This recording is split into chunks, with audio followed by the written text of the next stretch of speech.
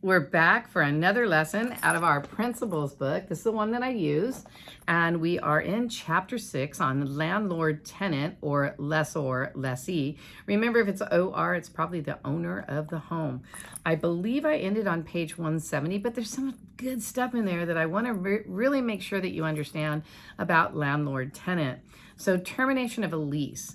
In fact, I'm working on one of those right now, and with laws in California, they constantly change. So on your real estate exam, it's going to be different than in the real world. So you need to learn what's in the book for the real estate exam, but you need to follow up and make sure that if you're helping somebody who's going to be a landlord or an investor, they have to know the rules, because depending on how they hold title and how they hold the property will depend on the rules that they have to follow and how many properties they have. So that's really important information that's not in any books.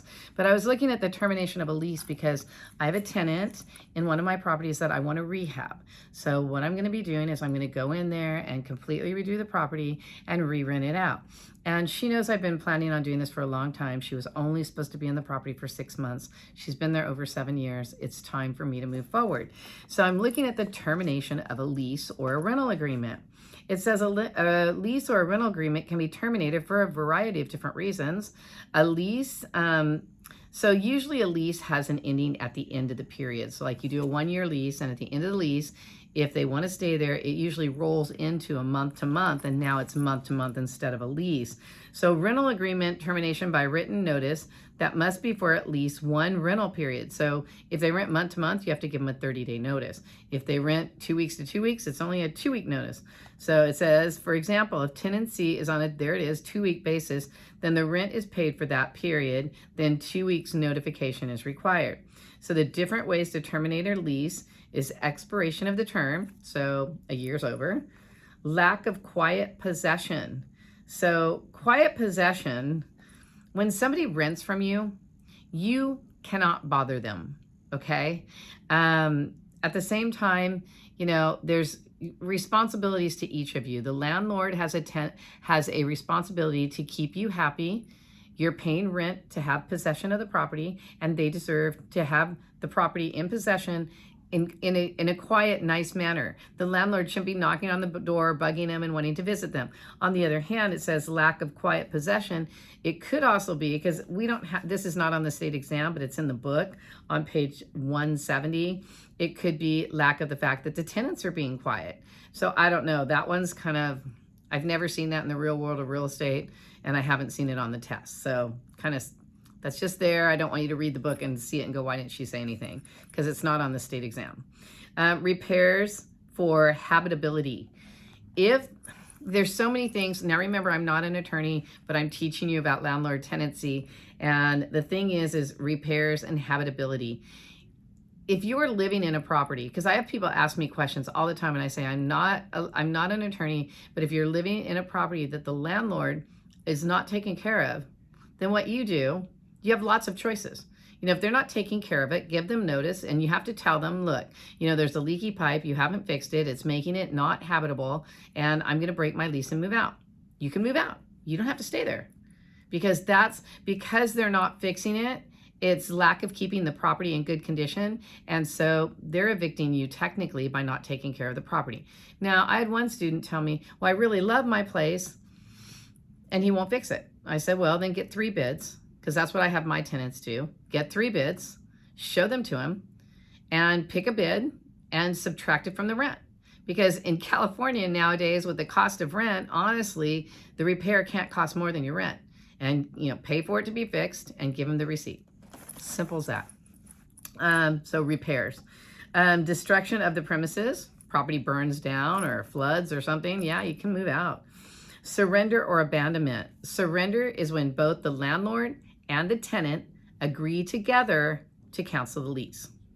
And then abandonment is where you just leave and you don't say anything.